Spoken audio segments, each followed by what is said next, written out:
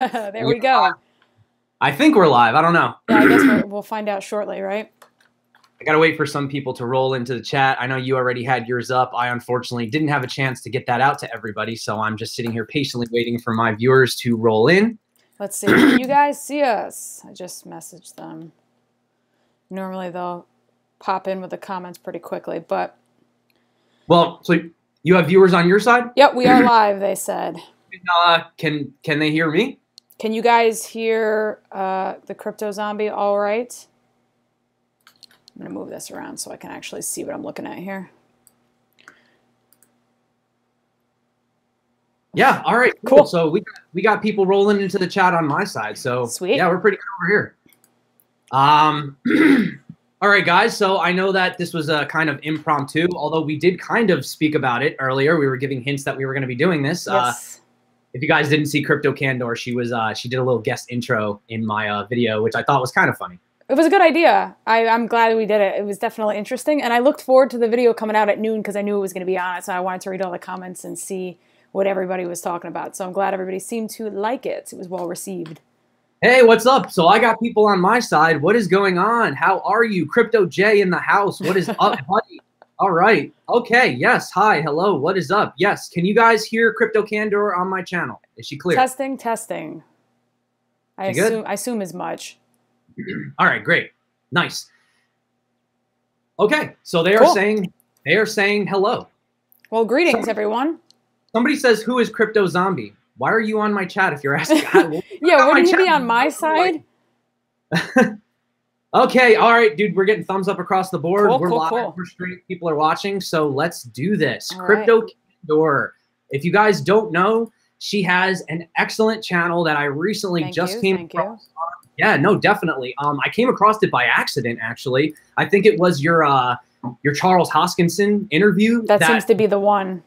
Yeah, I mean, that was crazy. I don't even know how a person even gets Charles Hoskinson on the line. I don't really know how it happened either. He just messaged me. I did my Cardano video, and I got really, really good reviews. Everybody loved it, and because I put a lot of time into researching it, and then he messaged me on Twitter and was like, hey, you want to do a video? Want to interview? And I was like, yeah, absolutely. I was terrified, but it was great. And I'm super happy about it because, like you said, it's definitely a big part of why people find me now. So it worked out in my favor. No, that's incredible. I mean, that's all it takes, you know? I mean, unfortunately, my big video was the one where I either talked about Wanchain not buying the hype and I got like a bunch of dislikes, or the one where I was talking about the Neo FUD. So my biggest videos are like the biggest FUD videos, which is not what my channel. That's not a bad thing. At least you're honest. Yeah, well, what are you going to do, guys? So, CryptoCandor. What's up? Why don't you explain who you are, man, how you got involved in this? I know you've been involved in Bitcoin even longer than myself, so tell everyone about your story. Yeah, so pretty much somebody owed me money, and they paid me in Bitcoin, and I left it. Well, they told me to set up a Coinbase account, and I didn't even know what it was. This was about a year and a half ago now. Set up a Coinbase account. They're like, send me your Bitcoin address. I'm like, my what? Like, you got to go on. It's a string of letters and numbers, and it looks ridiculous. I'm like, okay. Sent them that. They sent me Bitcoin. I was like, all right, I don't really know what to do with this now. So I left it in Coinbase. Like a month later, I was like, oh, yeah, that's right. I have Bitcoin. Went back and checked. It was up in value. And I'm like, okay, wait a second. And then I started searching, and I fell down the rabbit hole. And then I started buying Ethereum when it was 17 bucks. And yeah, so that's pretty much my rabbit hole story. But I think I was just so overwhelmed by not knowing anything about a topic that I just jumped in head first. So that's kind of how that came about. How did you start like doing videos though? I mean, so I was there's a Slack for the Bitcoin markets, the Reddit subreddit. There's a Slack, and they have like a ridiculous amount of people, like 2,000 people in there. And I was always asking questions, writing like little articles on Steemit, and a bunch of people were like, you should make videos, because I have a secondary channel that I do like auto vlogging, like I go to like car events. So they saw that I already could use a camera, and I was already making YouTube videos. So like, well, why don't you make videos and teach yourself about crypto and then also teach other people? And I'm like, that's a terrible idea. Nobody's going to want to watch. So I just kind of started doing it on a whim, and I got like the nicest comments ever from people, and I really enjoyed it. And then I started like networking and meeting people like you and Lark, and it's really, I'm blown away, but it's been really fun. It's a lot more friendly than people think. You know, absolutely. Like, I try to explain to people, you know, like in the real world, somebody like you and me would essentially be like competition. Yeah. But in crypto world, it's like, no, I mean, it's all word of mouth. You know what I'm saying? Like, that's the thing. Because, you know, I was actually talking to Crypto Lark, and we were saying how, you know, nobody's looking at the billboards anymore. Nobody's looking at the commercials. No. You know what I mean? Like, everyone's on their phone or word of mouth. I mean, when I go eat at a restaurant or I go get involved in a cryptocurrency, you know, a lot of it is because people are talking about it, and that's what like gets me interested. Oh yeah, to look at 100%. That's where 90% of my stuff that I cover my channel. It's I hear a coin, I'm like, what the hell? What is this about? And then I finally research it. Not because there was marketing, not because somebody, you know, was paid to tell me to look at it. I just kept seeing it, word of mouth. People were talking about it. There was hype, and boom, I covered it. And then that just kind of spirals, and other people do the same thing. So you're right. Yeah, it's crazy, man. It is crazy. I don't know what's going on your chat. There's a lot of questions over here. I think people are a little upset about the markets right now. Okay, well, take some questions. It's quiet on my end. Yeah, no, they're basically saying what is going on with the markets. I mean, I think it's a whirlwind personally. I think it's a bit of everything. I think that, well, I don't know where everybody's watching from, but right now in the US, we are still technically in tax season. So like, you know, up until April over here, we're still seeing a lot of people, you know, hashing out their issues with how much they owe and the taxes and this and that. And you did see the IRS, they had that big statement that they were coming out saying, you better report your taxes and all this stuff. You know, then on top of that, you're seeing the, you know, the Google trend searches going down. And unfortunately, with these types of things, when the price is 20K, everyone and their mother and brother and sister wants to get in and buy. And now that the price goes down, it's kind of like, nah, well, you know, forget about that. And it's like, guys, it should be the opposite. Exactly. Like from an investor standpoint, if you're actually trying to make your money go the farthest it can go, buying in the red is when you're supposed to do it. You know, buying at all-time highs, you're just going to repeat what happened again in January. So, well, yeah, but people look for instant gratification, and they get that when they buy something and they see it go up. They don't get instant gratification when they make a smart decision and buy something when it's in the red. And if it drops lower, okay, so just wait it out. But you have to plan ahead. You can't buy into something that's already going up. And don't get me wrong, I've certainly done it. I've made my fair share of mistakes being in this kind of, you know, field of whatever, but you learn, right? And so, you know, when people like my family members, like my uncle and my aunt, start asking me, what's Bitcoin? I'm like, oh man, like that's when I knew that something was going to give, because the price was astronomical. It just kept going up. And I had family that don't use the internet asking me about Bitcoin. I'm like, this can't be good. So. Yeah, I know. And I think everybody's kind of kicking themselves because, I mean, my portfolio, I'm sure everybody's portfolio, like people think like, oh, you're a crypto YouTuber, you're not hurting. It's like, guys, I'm hurting just as much as you. Yeah. You know, just because I talk on YouTube doesn't mean that my investments aren't dying. Yeah, no, I mean, that's the thing. It is a roller coaster. Yeah. It's the Bitcoin roller coaster. But, you know, you've seen guys like Crypto Daily. You know, I think he has over like 100,000 subscribers, you know, putting out videos every day. And he kind of like took a hiatus. He was like, I don't know what I can do about these markets. There's not much to talk about. Yeah. Kind of like, but you know, if you really are interested in this, you got to ride the waves, man. You can't just dip out as soon as things go haywire. You know what I mean? No, and I agree with you, because to me, I'm grateful that I started this channel, because when I got into crypto, the first thing I wanted to do was mine. And I did research. I'm like, nope, that's not going to happen.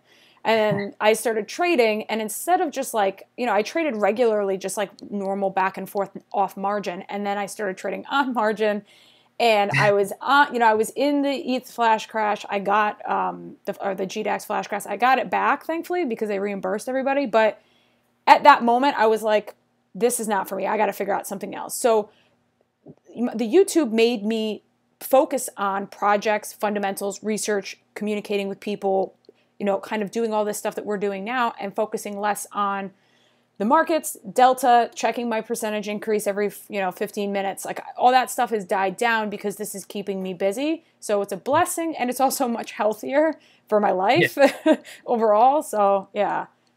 Yeah, it's actually funny because before I actually created a YouTube channel, you know, I was just like a regular person like everyone else, just kind of doing their thing. But once people started actually asking me, look into projects, you know, I started actually reading more white papers, and you start to realize that, you know, one of the best hedges against these types of markets, unfortunately, is the tech. You know, the thing that people don't understand is that they're like, oh, the price is down. It's horrible. Throw in the towel. Give up. It's like the tech didn't change, though. Yeah. Like the projects are the same.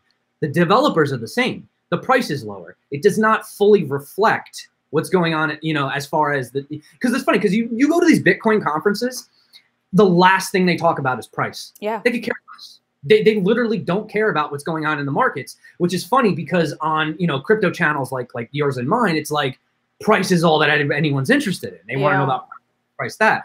But I always suggest that, you know, you won't freak out as much if you're invested in quality projects. If it's, you know what I'm saying? Like if you invest in something and as soon as you invest, you're just constantly nervous and you're checking every 5 seconds, then you should probably ask yourself, why did you invest? And did you invest more than maybe you should have? Yeah, then you're comfortable with it. And on top of it, we also have to keep in mind and always remember that crypto right now, although a lot of people want to disagree with the statement I'm about to say, it is led by Bitcoin right now.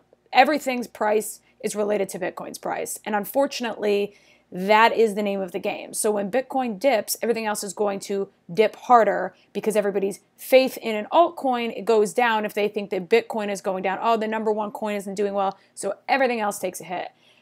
Crypto is so young. It's in such an infantile state. You can't see projects when their price go down and think to throw in the towel. Like you said, it's tech. It's a long term. Like projects like Cardano, I mean, these are like 5-year plus holds on some of these projects. So it's hard to remember that because, you know, a lot of the people on our channels that we talk to are relatively young, you know, throwing money at stuff because they're hoping to 10x, but not all projects are going to do that. And you can't, you know, if you expect to 10x something, you should also expect to lose just as much on the next one. Like it's all kind of luck if you're not educating yourself. Yeah, and these crypto markets, they're so small. Like the thing is that people, you know, we're so heavily invested in it that we think that this is the world. Yeah. This is it. There's nothing outside of this cryptocurrency space. That's it, right? Yeah. No, like seriously, like I was joking with I don't know if you know who Blockchain Brad is, but I was talking. Yeah, we were talking the other day, and you know, me and him were saying that like, you know, going out into the real world is almost like coming out of prison.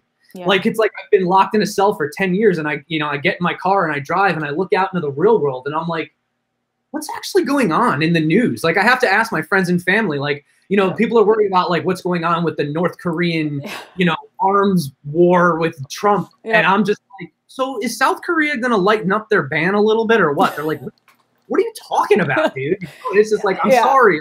I'm obsessed with this. You know, it's funny that you mentioned that too, because it's like my family's gotten a little bit more aware of kind of what's going on, and they're all taking me a bit more seriously and crypto a bit more seriously since they've seen like my channel grow and like, you know, doing videos like this with people like you, and there being like more of a culture to it. But I actually, because I spend a lot of time commuting, because obviously I don't work in crypto, I have another job, I listen to a lot of podcasts because I try to specifically utilize my time. So actually these guys, Crypto Basic, are my favorite as far as crypto goes, but I also listen to political ones. So literally the only thing that like outside of crypto that I have any clue what's going on is like a small amount of politics just because I feel like obligated to do so. But you're right. I do all these projects. I have all this information flowing around in my head and like I'll go like visit family and I can't talk to them about any of it because none of it, it's like I'm speaking another language. Oh, definitely. And it is a steep learning curve. You know, you take for granted the fact that you start to look at these white papers, you do your research, and, you know, you start looking at consensus mechanisms, you know, algorithms, different types of proof of stake, proof of work models, you know, but the average person doesn't know what the heck any of that means. No. The average person, they know dollars, they know banking, they know their paychecks, you know, and, you know, the traditional institutions, well, let's be real, they suck. Okay. Because like when you know, for me, like going to the bank, you know, when I was working a full-time job, I could never even get to the damn bank because every time I'd get off my job, they're closed. Yep. Like, wait, so you have my money. You know that, right? That's my money in your bank, but I can't get it. You know what I'm saying? And I think like the whole beauty of crypto is that it is volatile, but it also kind of like provides that little bit of peace of mind where like, I'm like, you know what, this is mine. And I could wake up at 3 o'clock in the morning. And if I want to do a transaction or if I want to do a trade or if I want to purchase something even, I have that ability to do that. Yeah. And I think that's a lot where that like Bitcoin maximalist stuff comes into play where like, you know, yeah. So speaking of that, we saw Jack Dorsey from Twitter talking about how he thinks that Bitcoin is going to be a a world currency. Oh, okay, so perfect. Actually, I'm glad that you brought this up. So these guys, I was literally listening to their flagship podcast that came out on Monday where they talk about like current news. They did research. They found out he is the owner of Twitter, right? Or like the CEO, and of Square. Mm-hmm. I think it's Square put a very large investment into Lightning Labs. And so he has a very large incentive for Bitcoin to be the major currency because obviously that's what he's going for. And, you know, they had mentioned like that statement is going to make him money either way. Like even if he wasn't making money off that statement, if Bitcoin does end up that happens, then it'll benefit him. But yeah, so that whole, there's like a little controversy around that he has a reason to say that. I mean, look at all these regular traditional stocks, like for example, Kodak, you know, just throwing in the word blockchain. And yeah, suddenly I heard about that. Their stock goes up like 10%, right? Yeah. It's like, it's crazy. And that's the thing too, is a lot of people that are into cryptocurrencies are I would consider them to be the earlier stages, but blockchain technology is really what we're looking at moving forward. Mm-hmm. You know what I mean? Unfortunately, with over 1,500 cryptos, they're not all going to survive. No. And you know, you have two things on the channel, right? I'll make a video, I'll do some reviews, and you either get somebody that's like, why do you talk about the same projects all the time? Stop shilling. Or you get people that'll yell at you and they'll be like, why are you talking about 100 different coins every single day? I can't keep up with this. And it's like, guys, listen, I can't win either way. Yeah. So from an objective point of view, I would like to discuss what's going on with the cryptos, but also from my perspective and my actual research, I'm sorry, but there are several cryptos that stand out to me. Yeah, I agree with you. A lot more feasible, you know, working forward. So that's why I do, you know, everybody knows on my channel, you know, I like Neo.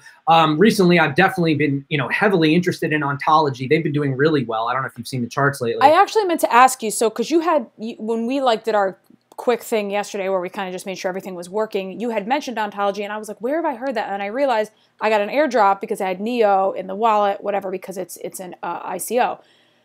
After looking into it, what's the difference between that and like Dragon Chain? Because they're both trying to create a way for non-blockchain based companies that have no experience with blockchain to implement blockchain without needing to know how to use it, correct? Yeah, no, I agree. It's a platform, but at the same time, Ontology is dealing with completely different issues. You know, Dragon Chain is trying to be more of like an incubator for up and coming projects. You know what I'm saying? Yeah. And one of the cool things about Dragon Chain is they're trying to be US friendly. So Dragon Chain to me is more of a infrastructure. Well, so is Ontology, but okay. Oh my God, we're going down the rabbit hole here. It's hard because, okay, here's the thing. So for example, Dragon Chain to me is more similar to like an Ethereum or a Neo or a Cardano, in my opinion.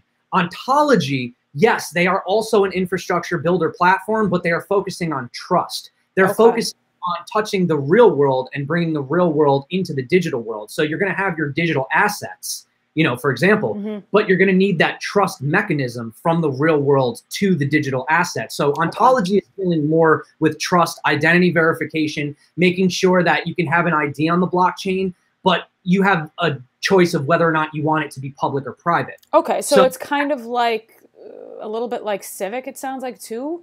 Yes, it's very similar to Civic, except the difference is that instead of competing with Civic, Civic is something that it could utilize. Oh, well, that's good news. Yeah, yes, it'll utilize Civic. Like all of these dApps, like the Key, Self Key, Bridge ID. I know there's another one. You know, they're all things that could work with Ontology. They're not trying to like compete with it. So it's smart. It's much smarter to do it that way and have everybody try to make one big happy family and a team to help each other, because otherwise when you start getting into competition, that's not, we should all be working towards a common goal, not working against each other to, you know, I just feel like that working together makes more sense. Yeah. A lot of these protocols are doing the exact same thing, like 0x, you have Loopring. Their protocols, like people, I remember a while ago, they were like, well, what's going to happen when Next comes out, the decentralized exchange for Neo or Switcheo? It's like, it's not going to affect the protocols. The protocols, they're going to work on second layer applications. That's fine.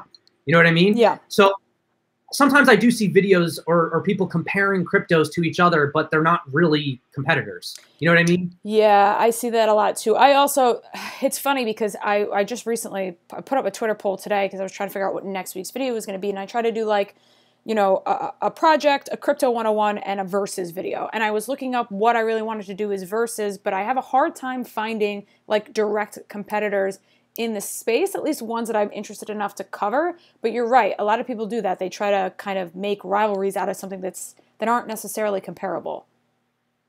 Yeah, no, I agree. And I think that comes down to just not doing research. You know what I mean? Yeah. Like, you know, because it's really easy to just, and I tell listen, I say the same thing to everybody, like everyone that's watching right now. You know, I mean, we're talking, we're hanging out, but like, you know, you and I, we're just people. Yeah. You know what I mean? Like these, you know, I'm not, what do you call it? An expert by any means. You know, I do the same research that anybody else does. Mm-hmm. So yeah, it looks like a lot of people are saying they think ETH is going to dump even more. I don't know. I don't really know. I don't think so. I get this, to me, and I could be completely wrong. Obviously, this, you know, disclaimer, nobody trade on my advice, but my perception is that we were seriously overly priced on everything for a long time. And everybody's hurting a little bit right now because the market dipped. It's going to take a while for things to get back into like a steamroller where we get, you know, if you want to say back into like just a bull market. But I don't think ETH is going to just completely dump out to like 200. I doubt it. And if it is, so be it. But I just don't get the sense that that's what's going to happen. But the question is, it's not just so much of the ETH dumping, but like, I mean, I've spoken on my channel, like, what do you think about these kind of conspiracies with these ICOs? You know what I'm saying? Like what do you mean in particular? All right, well, there's over well, I mean, if you look at the charts right now, I mean, if you look at the go to CoinMarketCap, over 90% of the tokens are ERC20 based. Mm-hmm. You know what I mean? So that's a lot of ERC20 tokens. Yeah. A lot of these had ICOs.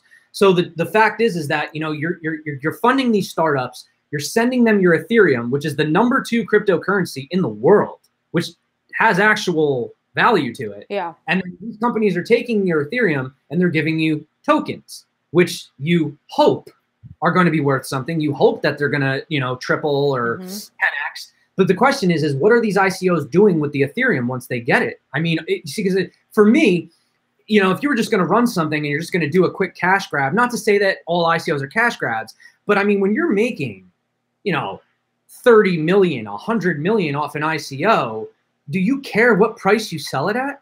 You know what I mean? Yeah, and I wonder, you know, are these ICOs hurting the Ethereum space? Is that why we're seeing a lot of these decline? Are they cashing out? Well, I mean, nobody knows. When I did like it's funny because I guess I just didn't realize.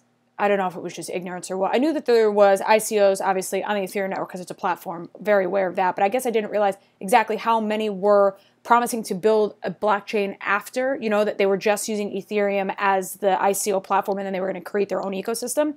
Because when I did the Icon video, I was like, they've got, like, don't get me wrong, the project, I have Icon. I think the project is amazing if they can pull off what they say they're going to do. But to build a coin and sell it to people on a project that's not even what you're going to be running it on, and then say that you're going to do all of these amazing things within, you know, an X amount of time, there's also concern that, like, once they trade out of those and burn those tokens and move to the actual, you know, ICX token, what's going to happen to ETH? The price is going to go down because there's going to be less transactions. There's not going to be as much liquidity and movements because all of these tokens are now moving off onto their own ecosystem. So that's another thing, I guess. But that's not happening right now, but it could happen in the future.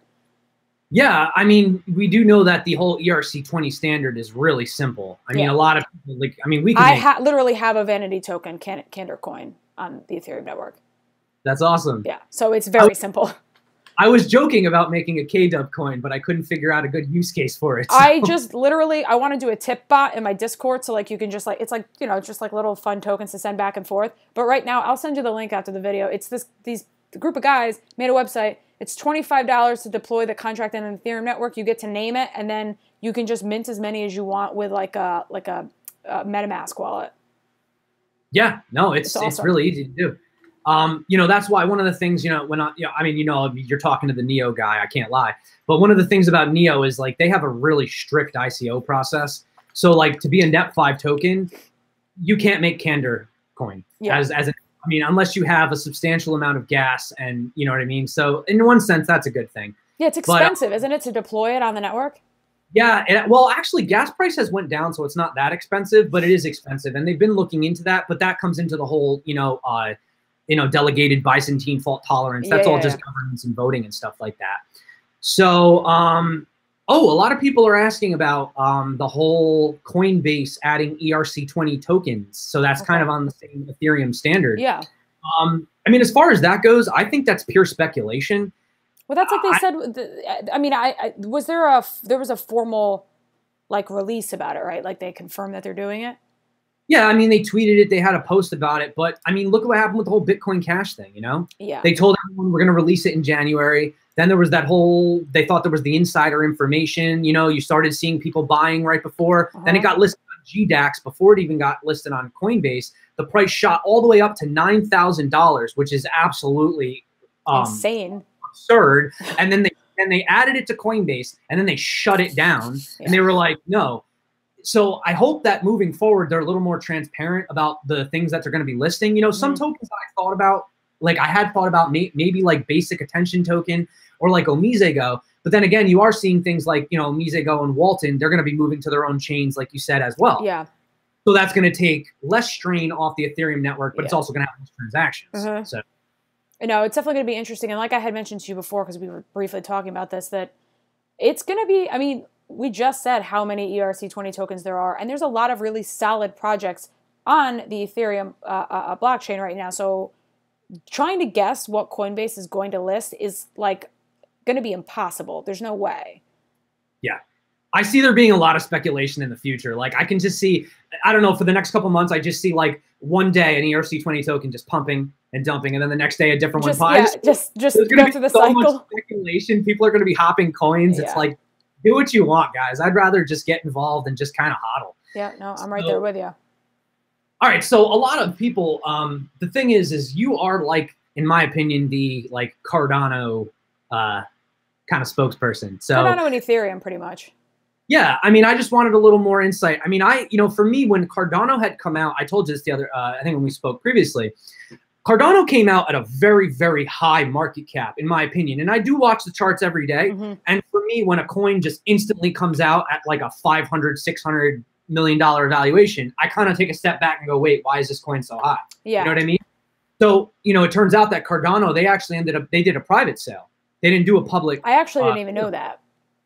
I didn't either. So what happened was the coin came out. I'm hearing about Cardano. I'm doing my research. I'm sitting here trying to figure it out. Next thing you know, I look at the charts. It's number 5. And I'm like, what did I miss? Oh, you know what happened? That's really funny that you mentioned that. So it literally went to number 5 while I was interviewing Hoskinson. Like it happened in the video, during the video. So was your interview. You did it. It must have been. Clearly, with my 6,000 subscribers at the time, that was definitely. I know right now I don't know what they are right now. I have a chart in front of me. I don't know either. Yeah, Cardano's one of those projects that you really look at it, and you have a bunch of developers that have had the opportunity to look at a lot of loopholes. You know what I mean? Like you have guys that came from Ethereum, and you know Charles Hoskinson. He's like one of the most passionate guys in the whole space. I mean. Seriously, like he's like overwhelmingly intelligent. Like the video with him, I just was like blown away because it's not just like, it's not ego. It's not just I want to do the best. I want to make the best project. I want to beat everybody else. It's like he genuinely wants to improve the world and change the world. And that's the most intimidating thing about him is like he wakes up every morning. He's like, yeah, I'm going to do something that's going to change the world. Like I can't function until I have coffee. I don't understand people that like have such amazing, far-reaching goals. Yeah. But, you know, the thing is a lot of people were saying with the whole scholars thing, it's going to take kind of long to implement stuff. But I think that I'd rather it take long. Well, that's exactly how I feel. And I think a lot of people are impatient. But the truth is like, do you really want to invest in a project where they're more concerned with pushing it out as fast as they can? They're not doing their due diligence on any of the code. And then what happens? Well, you're going to release a buggy code, and now you have all these dApps that have issues, you know? And that's the thing. Like, we've seen, and I'm probably going to get yelled at immediately after I say this, but we've seen issues with, like, why am I blanking? The one that's not Nano, the other one, IOTA.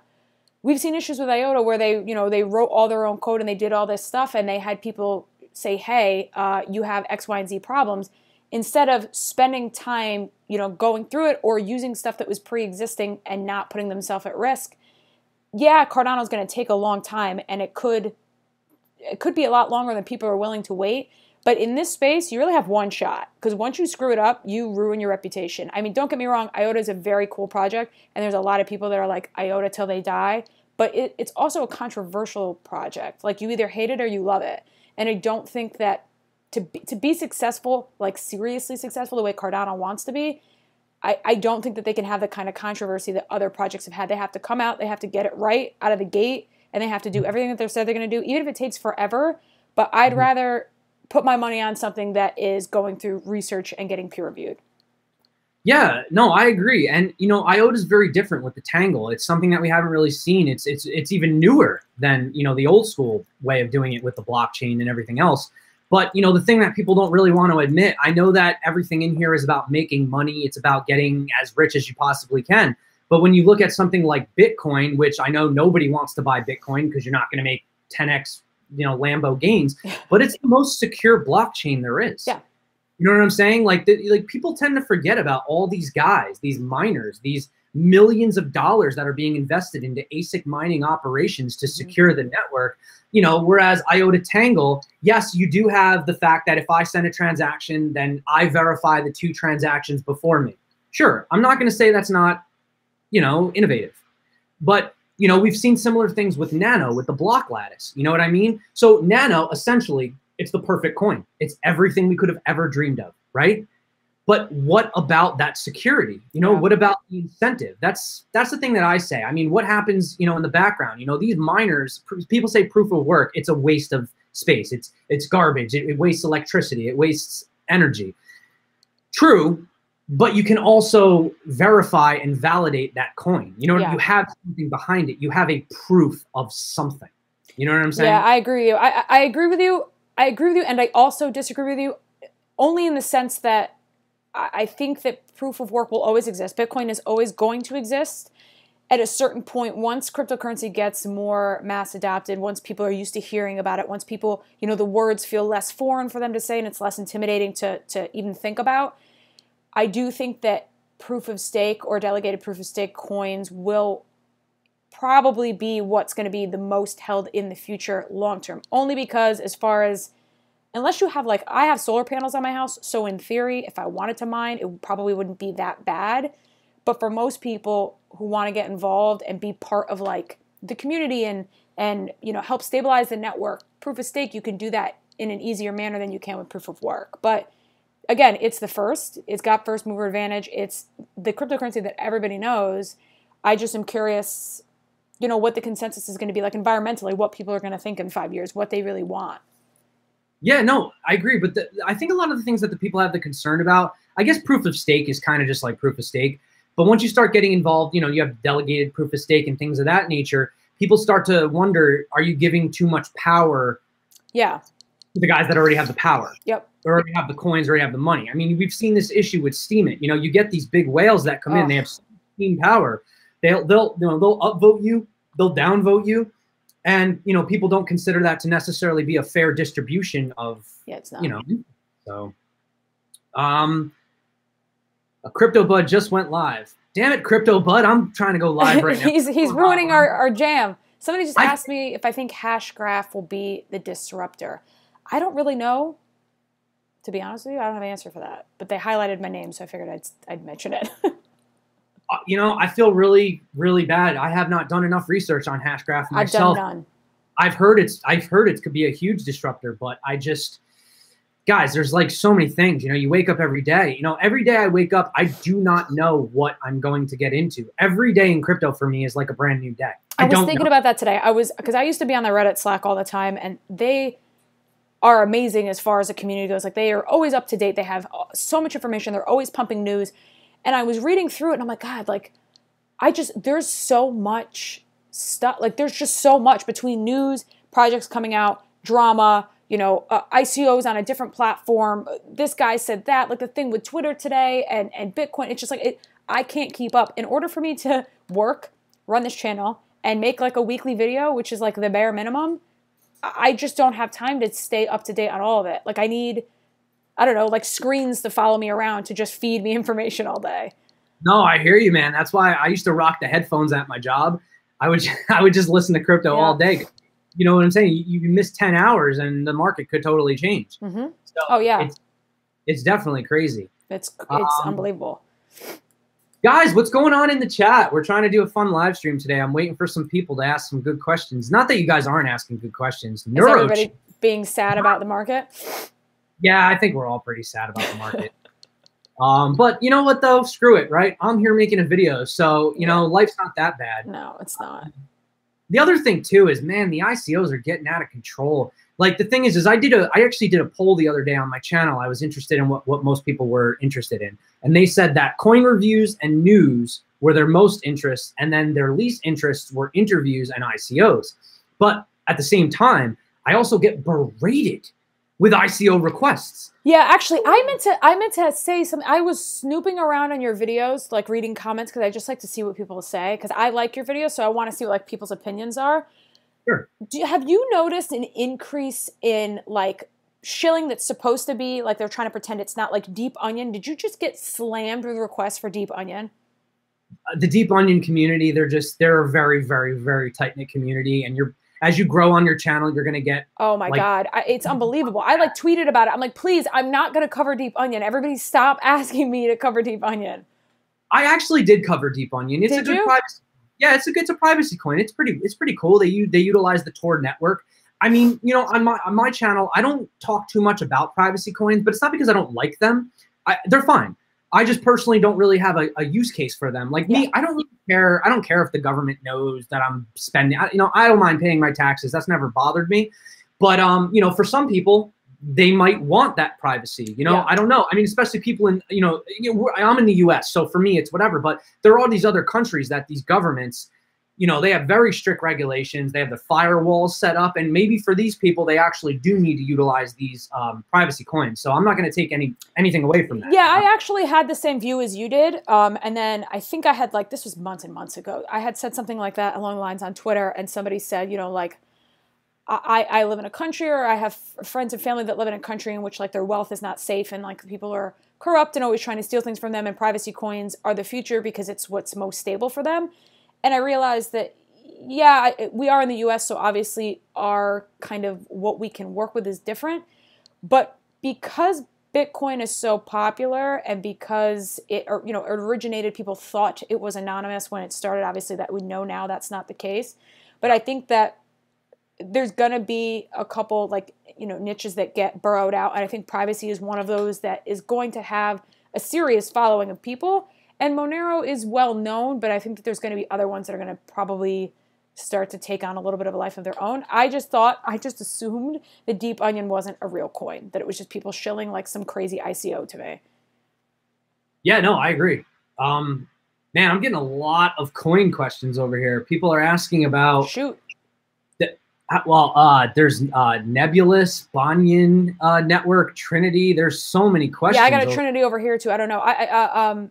Nebulous and Neblio two different projects? Yeah, they're totally different. That was a horrible. That was a horrible marketing idea. Well, yeah. I mean, yeah. There are a few coins that come out that I'm like, why the heck did you pick that name? You know what I mean? Like I gotta be honest, Nano's rebranding. Yeah, Rayblock sucked as a name, but at least everybody knew what it was. Nano's like way too ambiguous of a term. You Google it, it's like it's not intuitive. You're not gonna just find it. Yo, not that I'm gonna like shill Doug Polk over here, because whatever, he's a huge YouTuber, but like he even said himself, he was like, we totally had the Rayblocks keyword on lock, man. Everyone was coming to my video, and then he changed it to Nano, and it was like, Nano. You have the Ledger Nano S. You have like nano bots. You have so many things with the word nano. So yeah, I do agree. But then again, I don't know, Neo, you know, when they first, you know, actually, this is a little known fact. A lot of people don't actually mention this, but do you know that when Neo did their initial rebrand, they actually went down in price after that?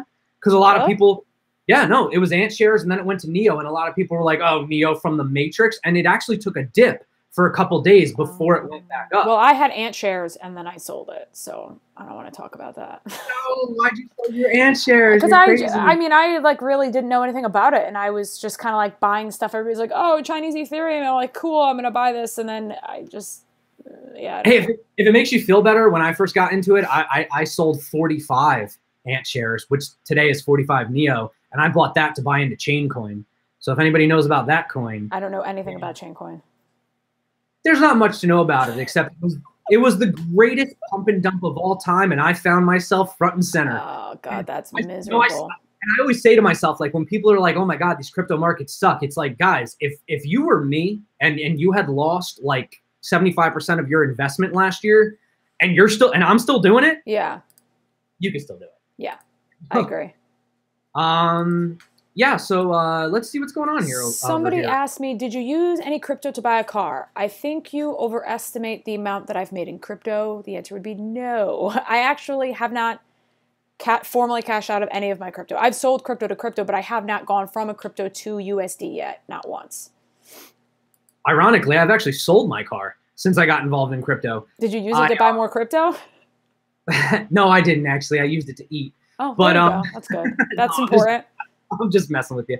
But no, it was kind of at the point where like I left my day job and I just started doing this full time. Now, people think I'm over here. I'm like the farthest person from a millionaire. People think like I'm a shiller. I get paid. Guys, yeah.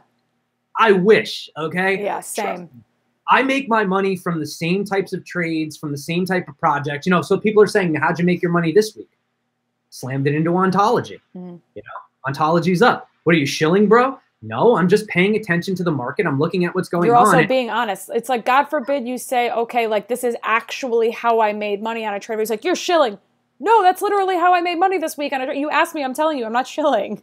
Yeah, I mean, if it wasn't for Ontology, I would be hard. I don't know. For me, it is a game. It's tough, but I like to play the game for the long run. And I had a couple people on my chat earlier. I didn't get around to it. They said that they don't see crypto going to a $1 trillion market cap. But the thing is guys, the G20 literally brushed it off. Like, crypto was going to be discussed, and they were like, you know what, it's too small. It doesn't affect the global financial infrastructure enough for us to even talk about it. So for everyone that says, oh, it's too late, it's like, are you kidding me? Gold has been the standard for 5,000 years. Crypto's been around for 10 years. Yes. A decade.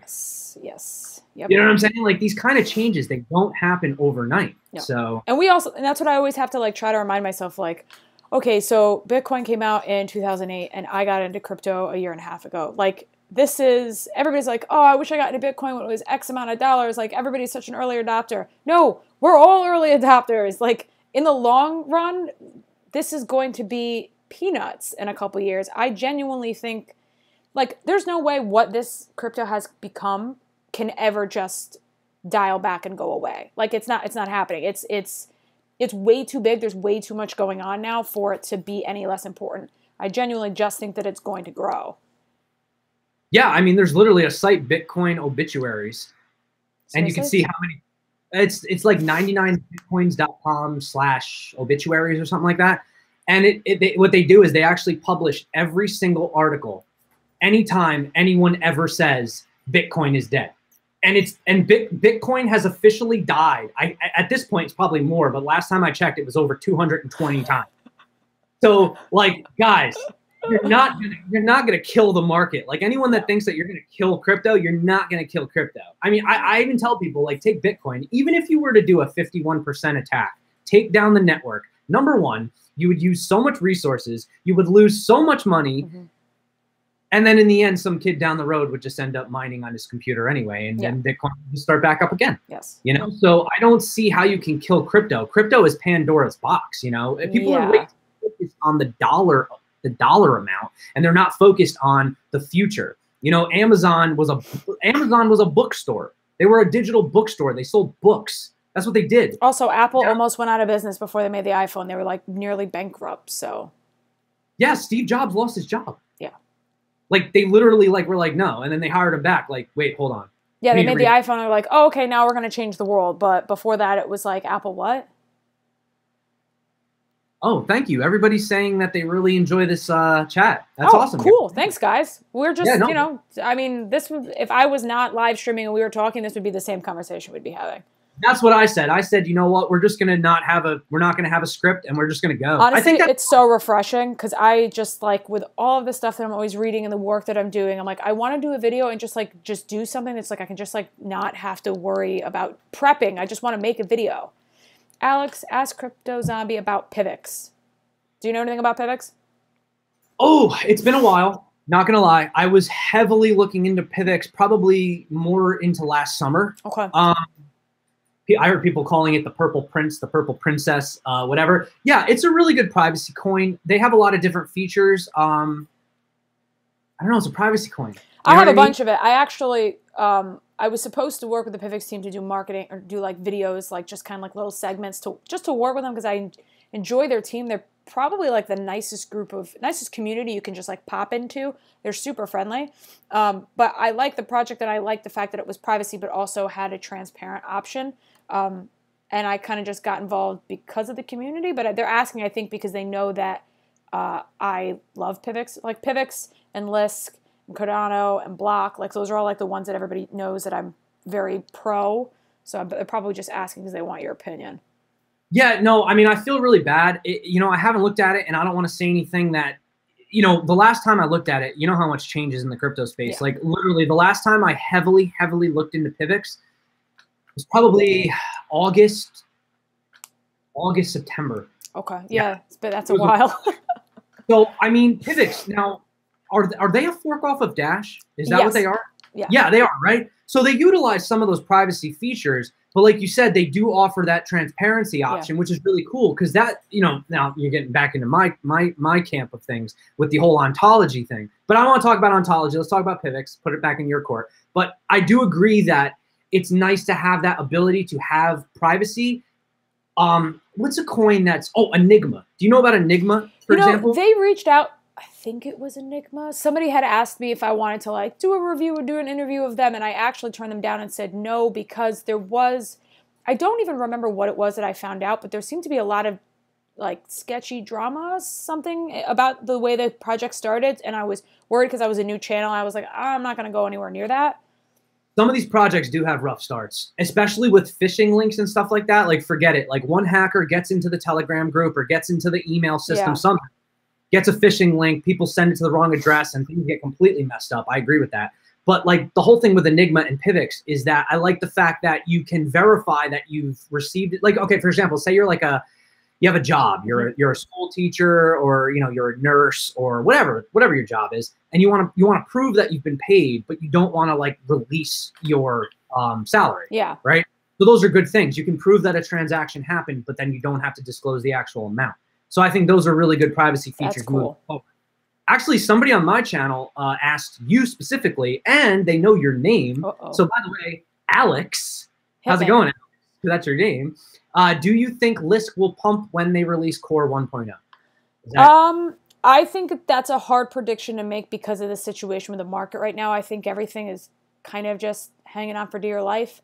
I don't know if the release of that is going to be enough for the price to pump. I think if the sentiment of the market changes and we see kind of like a crypto-wide improvement, even if it's just a minor improvement, then yes, it could probably make an impact. Right now, I think everybody's just hurting a little too much to really...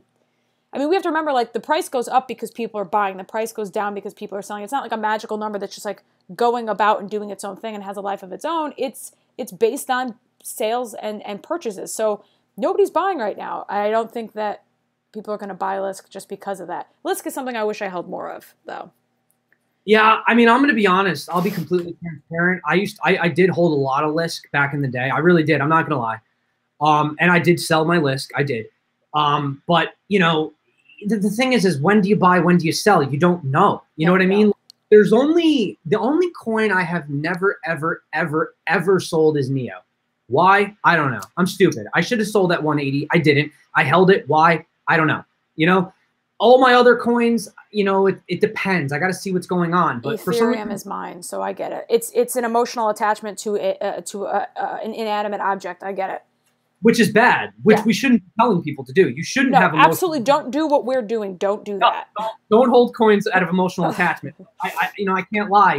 Neo for me was my first. It was my baby. It was the first project that I actually sat down, researched, did my due diligence, bought pretty much everything I had. I put my life savings into it, which I do not recommend, and I got lucky, I guess. I don't know. Did I get lucky? I did research, but I guess I got lucky. So it is tough. It is tough. Yeah, everybody, whatever. Neo's my wife. I get it, guys. They're all going to just make fun of me, whatever. No, and that's the way I am about ETH. To me, it's like, I know that, one of those Ethereum or 1.5 of those Ethereum that I'm holding out of however many I have, that somewhere in that mix, it was $17.50 or whatever for it. And I can't rationalize spending it. Like, even though it was up to like $1,100 and I was talking to people about it. They're like, you should sell. No, absolutely not. Totally irrational. Made no sense. Absolutely should have sold. That was unbelievable, but I didn't. So here I am. The biggest thing is just dollar cost averaging, man. I mean, I learned my lesson the hard way. You FOMO into a coin, you put your whole thing into it, and it's done. You know who actually kind of got me into the whole concept of dollar cost averaging? I don't know if you've ever seen Peter Saddington. He used to have bite-sized Bitcoin. Now he does decentralized TV. He was a very, very early investor in Bitcoin. Yeah, I think I've heard of him. So he, he's a proponent of dollar cost averaging, and he's been dollar cost averaging several projects. He did Litecoin last year. He's been dollar cost averaging Icon, and I think he was doing IOTA as well. So one of the things that he taught me was that people have to stop looking at it as, if I buy now, and it's too high, and then the price dips, that I have to sell. You can dollar cost average backwards. Like in a perfect world, let's say everything just goes up. So you buy at $2, you buy at $4, you buy at $6, you buy at $8. But in the grand scheme of things, that's no different than buying at $8 and $6 and $4 and $2. It's the same. It's psychological. Exactly. So, for me right now, like Neo is really low. And I've actually been scooping up some extra Neo on the side right now because I realized the dollar. Now, it's crazy. Like, everyone's like, oh, you're really buying more Neo. Yeah, I am. Because for me, right now, Ethereum, what is it, 4 something? Yeah, it's like 4. It was 460, I think, the last time I checked, earlier today. When's the last time we saw prices like that? October? Yeah, probably. Yeah, I mean, it's like, so I don't know. That's all I could say to people that are trying to really just make their money go the farthest. I know that, everybody gets their paycheck and they're just like, boom, slamming it in.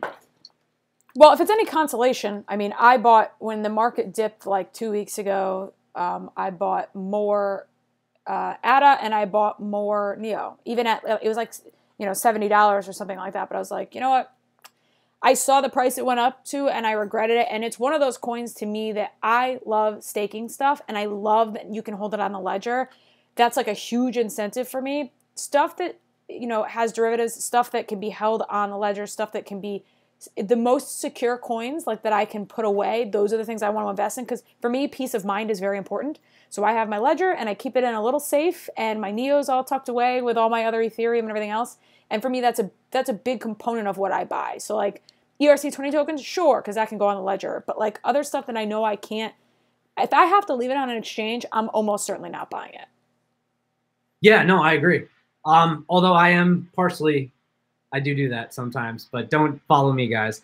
There's some stuff that I will that I don't care about. Like if I get like, yeah, you have to leave some coins on exchanges because it's just certain coins are long term and certain coins are flips, and you guys know that. So, but I'm very transparent. Obviously I'm a long term hodler. I've had a lot of really bad bags that I've scooped up from a while ago. When I first got in, I FOMO'd into Golem, Stratus. Oh, I had Stratus for a little while too, but I got out of that, thankfully. I bought Dogecoin back in the day. I have Doge, and I bought it. It was like insanely cheap at the time. I don't care. To me, it's like having a $2 bill. For those of you that are not in the U.S., it's just like basically, it's like a little commodity. It's like something silly. It's a trophy, basically. I have, novelty. That's the word I'm looking for. I have, I think it's like 480 Doge, and I literally keep it on the exchange because whatever. But I love it. I have a Doge T-shirt. I did a video in the shirt the other day, and everybody was commenting. They're like, "Oh my God, she's in a Doge T-shirt. Like, save us. Like, she obviously doesn't know what she's talking about. Blah blah blah blah." But whatever. Nah, Doge is fun. It's the original tipping coin. I thought I was a genius back in the day because at the time it was like less than a penny. And I was like, you know, if I have like 1 million Doge and they go to $1, I'm like a millionaire, right? Yeah. Not understanding exactly like the fact that what is Doge? They print like thousands of Doge or mine thousands of Doge daily. So it's like, yeah, that's probably not gonna happen. No, that we were talking about that the other day. I'm like, you know, one of the things that I'm grateful that I learned about the most is understanding market cap related to price. So, you know, okay, so yes, maybe something is 30 cents, but based on the circulation and the market cap and everything else, like it may not reach the levels you're expecting it to. It may just not be feasible, and that's something that people forget. Yeah, one of the things that's going on, people are asking. I've seen this come up several times. I've held it off, but they were concerned about. We were just discussing supply. Yeah. You know, circulating supply, total supply versus market cap. I mean, what's your opinion on this? I hear a lot of people saying that, oh, you know, for example, Ripple or Ripple, we're talking about it, but there's too much, or even Ontology, there's 1 billion coins. Do you think that the circulating or the total supply has anything to do with market cap? Do you see a correlation between the two? I mean, to be quite frank, I haven't put enough thought into it. I do know that there's like very clear-cut views on people thinking that market cap is useful to crypto or not useful. And I can see both arguments. Like, okay, yes, so crypto is something entirely new that we're dealing with that we have no benchmarker for. So market cap may not necessarily really mean anything because we don't actually know what the potential is for all of these coins. But I also think that market cap to some degree is a good benchmarker against other crypto. So like crypto to crypto, it's useful, but as a mass compared to like the US dollar compared to something else, I don't think it's a great way to gauge long-term because again, there's nothing to compare it to. You know, like we don't have something similar.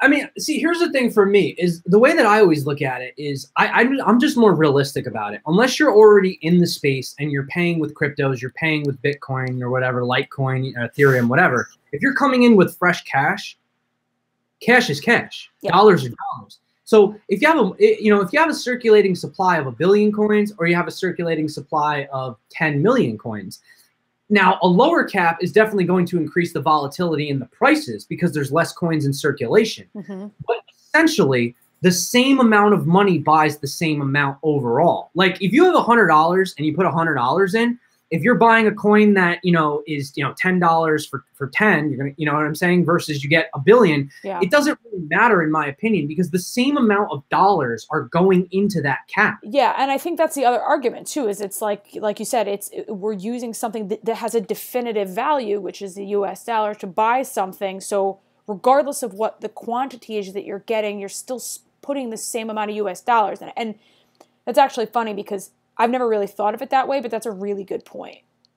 Yeah, I mean, there's only so much money to go around. So regardless of how many coins there are, the money that goes into it, you know, what's the difference if a coin has a circulating supply of 21 or 100 million? If I put $100 in, okay, I only get 10 of these coins. But percentage-wise, it's the same percentage as if I had bought $100 of another coin. Percentage-wise. Yeah. You know what I'm saying? You know what I'm trying to like say? Yeah, so, no, I get it. I get it completely. So for me, I don't get too crazy. I don't get too hung up on I don't look at it. The only time I look at it is when I think the project's really good and the price is very low. And that's when I'm like, well, why? And I investigate at that point. But that's also an argument why I'm going to probably get flamed for this, why I dislike Ripple. And in the same light, I'm kind of a hypocrite because I like Stellar, but it has the same total circulating supply, you know. So, but to me, Ripple is like one of those things that's so divisive because of the fact that people have all these high-reaching goals for it, but we have to remember that, A, yes, the amount that's going to be out there that's going to be circulating is so high. It's also not required for, you know, for Ripple Labs to actually work. So there's those arguments where people get upset about the circulating supply and the price and the market cap, but it's also like another argument that they're upset about the fact that like people view the coin negatively or whatever. So there's a lot of opinions that go into it, I think. Yeah. There's so much speculation about everything. And I mean, even on the topic of Ripple, if we're just going to talk about it, you know, I don't think that a lot of people understand that. Like, yeah, they're like, oh, it's a bank coin and this and that. But like, they do understand that like Ripple and like the XRP, they're not the same. Like banks can utilize Ripple technology and they don't have to utilize the token. Yeah, you should see.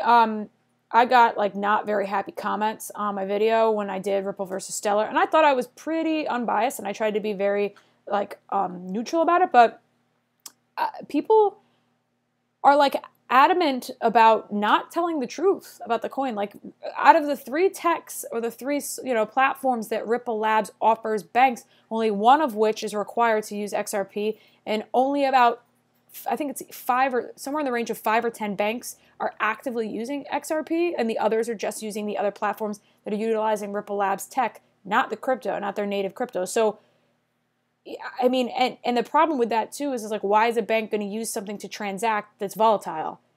That gives them no insurance as far as payment processing goes. So to me, it just doesn't make any sense. Stellar makes sense because it's peer-to-peer, person-to-person. They want to do transactions for individuals, not for banks. So that doesn't really, the price doesn't really affect it that much. And on top of it, lumens are required for the Stellar network. So like that to me is just a huge difference. XRP is not required. Lumens are required. That's like the end game. Yeah, I mean, that's the utility of the, if Neo didn't have gas, what would be the point? You know what I mean? Yeah. If you didn't have something running the network, what would be the point? But the other thing that I really like about Stellar too is I like how they're doing that thing where like you could send someone lumens and then they could receive Litecoin, or they could receive, they're trying to do that. I don't know what their term for it is, but essentially you can utilize the Stellar platform to basically exchange. Yeah, it's a bridge. Whatever. Yeah, it's a bridge. Exactly. Yeah. Kind of like what ARK and other guys. I mean, interoperability is huge. Not that Stellar's trying to necessarily tackle that, but I do think that moving forward, as we do see these ICOs coming out from Stellar, I don't know. I think Stellar is going to have a really great year in a way that I almost feel ashamed that I didn't cover it as much as I should have. Yeah. I felt like I ignored it. I was debating because I did this Stellar versus Ripple video. I'm debating still maybe just covering Stellar individually for the sole purpose of just learning for myself. Like I have lumens, and I told you before the only ICO that I participated in was Kin. And as far as I know, last time I checked, I believe that Kin is actually moving to the Stellar network. And they are an ERC20 token, but they're going to be moving to Stellar. And that interests me that they're going to be doing that enough that I want to figure out why, like what's the incentive. So I agree with you. I feel sort of like, that's one of those coins that I should probably know more about, but considering I also have it, but yeah.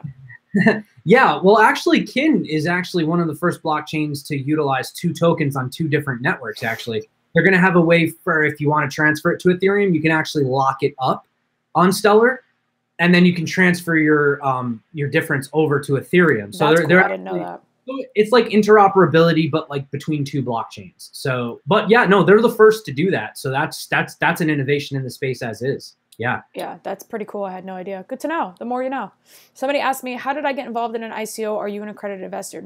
No. And Kin didn't require to be an accredited investor. Not sure why. I don't remember. I just know that I submitted like KYC requirements, like my license and like proof of documentation and all that stuff. But yeah, there's a few of them you can get in. I'm trying to think of which ones. There was one that I did. It was eHarvest Hub. They were allowing people in. And you spoke earlier about Dragon Chain. Mm-hmm. I know Dragon Chain is totally geared toward U.S. investors. So anything that comes out on that, you're good to go. Well, they should. I mean, you would think that some of these projects would want to do that because the U.S. is such like an sounds ridiculous to say, underserved demographic within the ICO community, right? Because we don't get to do or participate in a lot of stuff. So I feel like if like a good project is actually available to the U.S., people would really jump on it. That to me is like kind of like an untapped resource, but it's probably harder than just that. I agree, which is weird because if you look at the, I saw a chart the other day that was talking about different countries, and I think the U.S. Accounts for over 30%, at least a third, of crypto. Yeah, I don't doubt that at all. 30 is like 33% of crypto, and yet we can't buy ICOs, which is hilarious. Yeah, like you know what I mean? So I don't know. That's crazy. That's crazy. What is going on over here? Yeah, we talked about XLM. We talked about Walton Chain. Walton Chain versus VeChain. I don't think they're not competition to me. What do you think? Okay, so I don't know enough about 2 directly. I just know that they're both trying to do like what's the word for it? Not fulfillment, not order fulfillment, but like They're doing like supply chain logistics. Thank you. Supply chain. That's the word I'm looking for. That's the second time now you saved me. I had Walton and I moved away from it because I didn't like the fact that there didn't seem to be a lot of talk from the team. And then more recently with like their Twitter giveaway where they accidentally like didn't log out of their own personal account and said like, oh my God, so thank you, I won. I can't believe I won. And it ended up being the Walton Chain account and all this other stuff, and then like not really taking responsibility for whatever else. I was unimpressed by that. So if they are competitors, I don't know. If they are, I do think that it's going to be better for VeChain because Walton kind of tarnished their look a little bit.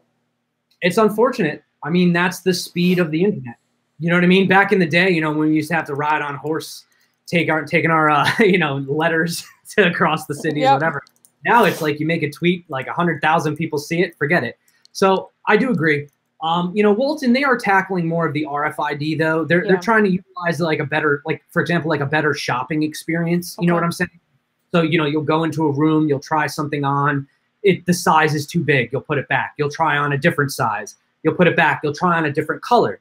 And then they'll kind of take that information and figure out what type of shopping experience you prefer. They'll help to better well, first of all, it's going to help the actual suppliers themselves, and it's going to also help the customer instead of getting like, have you ever been online and you're looking at something and, you know, all of a sudden you're looking at a different page and then an advertisement comes up and it's the exact same thing you were just looking at? Yeah. So I think like Walton is trying to like make that a better experience, but in real life.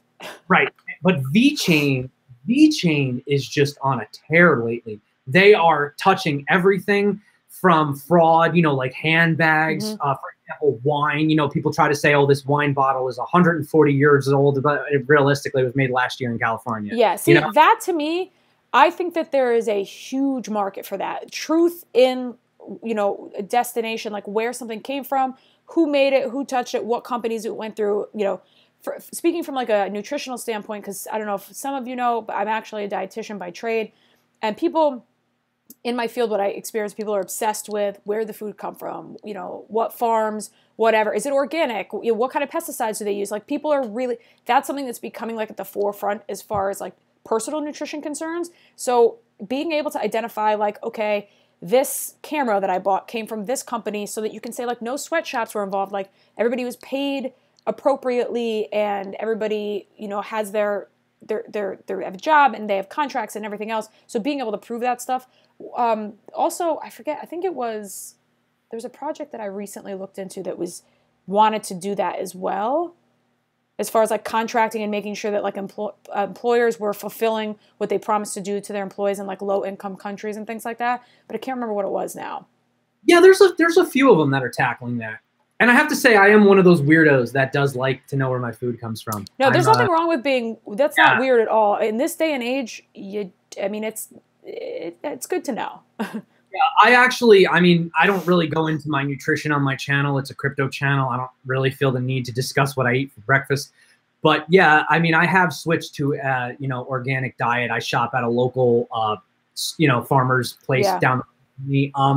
You know, I mean, this is off topic, but I had a lot of health issues back in the day. I was 50 pounds overweight. You know, I had acid reflux. I was on all these kinds of pills. So, yeah, you know, for me, I just decided to take the switch, you know, started going organic. I wanted to know where my food was coming from. I wanted to get rid of all the GMOs and all, you know, garbage and stuff like that. So it's pretty interesting to see these companies, how they're actually providing the opportunity for you to actually be able to trace it. You know, because if somebody slaps an organic sticker on a package, I mean, do you know? No, I mean, if they find out, they're going to get in a ton of trouble, but who's really going to look into it? That's really the problem, right? So, and it's the same thing with like the term natural. Like, it's nice to know what companies are saying that they're doing, that they're following through, that there's no like dishonesty in that stuff. So, and somebody had mentioned, yes, supply chain use cases are huge, but there's a lot of competition there though. Somebody said KDubb was fat. Yeah, I was, guys.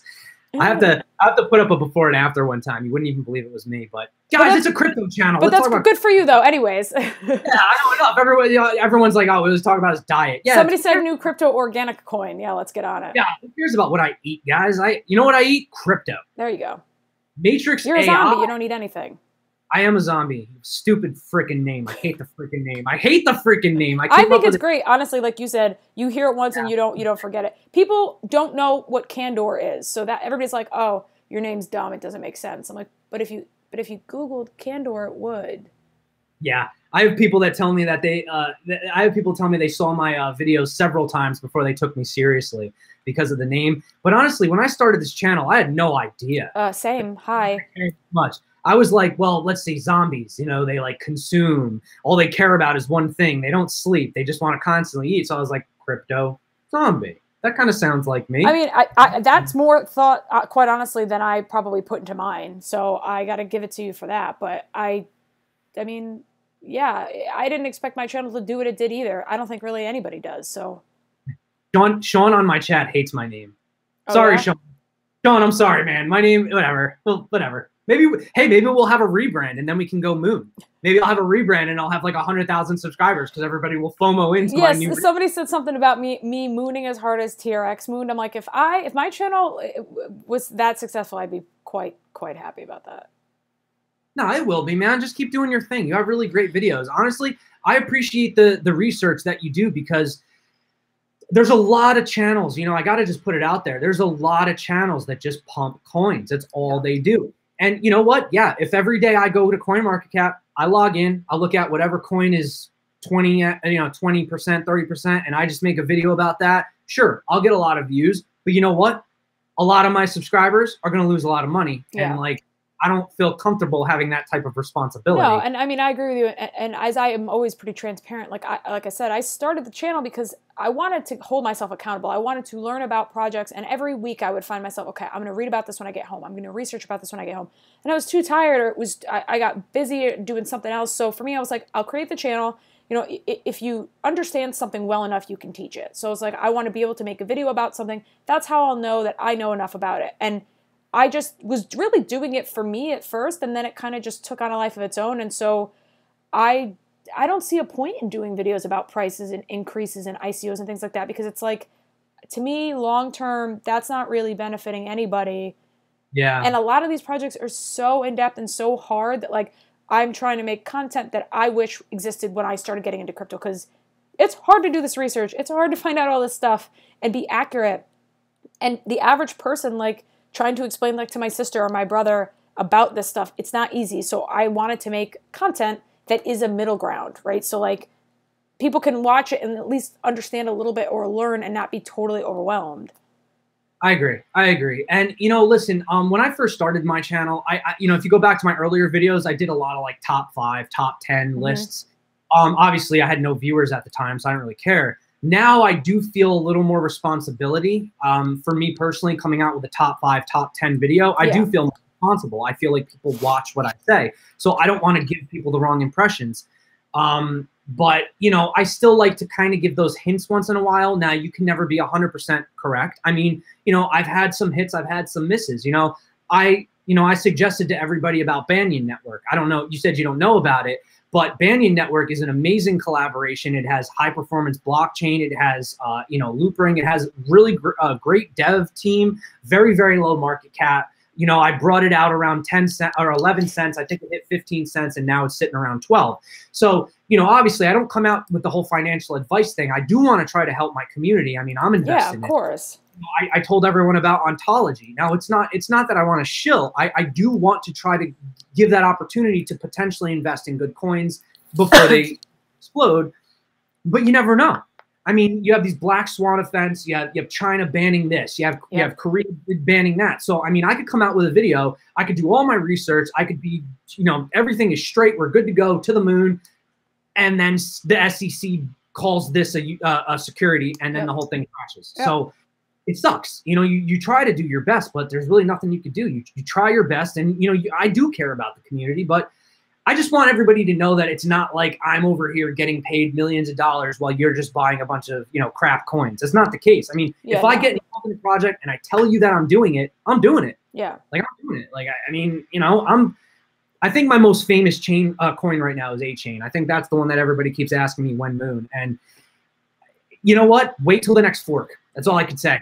The next time that they fork, the next time that they have a DApp, I think that's when you're really going to see the price increase. So, you know, I haven't sold any of mine. I'm still involved in the loyalty program. So I stand by what I say, for the good or for the worse. That's all you could do. You know? No, and you know, that's exactly the point. You find projects that you're passionate about, you stick to them. And like, I am very cautious about when I tell people what I like or what I don't like, because for the same purpose. Like, I don't want to feel, you know, oh, the price goes down and people get upset and on comments and things. And that's why I try, you know, the guys at Crypto Basic, the podcast, said to me, you know, I was reading your comments and for the most part, people are actually pretty decent. And I'm like, well, yeah, I think the difference between like you and I create content that is research and informative and stuff that we've looked into. It's not like all opinion pieces. So people can make comments and be like, I disagree with you, but they can't be like, you're a liar, you're wrong, this, that, and the other thing. Because most of the time, yeah, I will make errors. I'm human. Sometimes I add information that's outdated. But for the most part,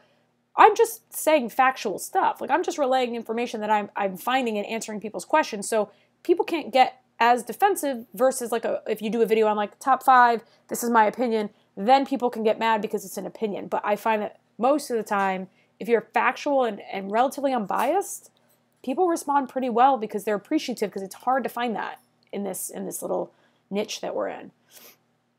Absolutely.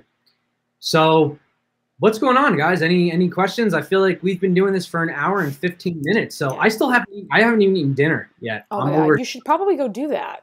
Yeah, no, I mean, I'm not trying to rush off. Yes, okay, I get it, Sean. I look like Paul Rudd. Enough. Yeah, you do kind of look a little like Paul Rudd. All right, great. I'll be Ant-Man, okay? There you go. I'll get paid $1 million to be CG'd into a Avengers film. I'm down. So, yeah, EOS. I don't know anything about EOS. Yeah, EOS, it's a very long project. Dan Larimer. Eat some crypto. I will. I've been eating crypto all day. So, yeah, guys, I don't know. I'm kind of just chilling. I mean, I guess we've been here. I mean, is there anything on your end? Is there any, I mean. Not really. Everybody's just talking about like TRX, which I know nothing about. All I know is that they copy and pasted their white paper. So I'm like, not interested. Yeah, Tronix is, well, Tron. It's one of those projects. It has a really, really big community. It's seen some incredible price action. I never personally got involved. You know, a lot of people say it's a lot of an announcement of an announcement of an announcement. Yeah.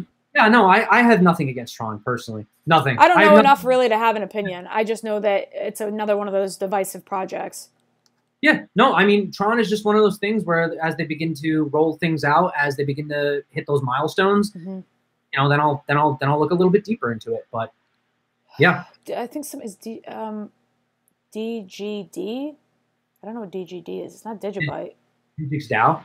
Maybe. I don't know anything about that.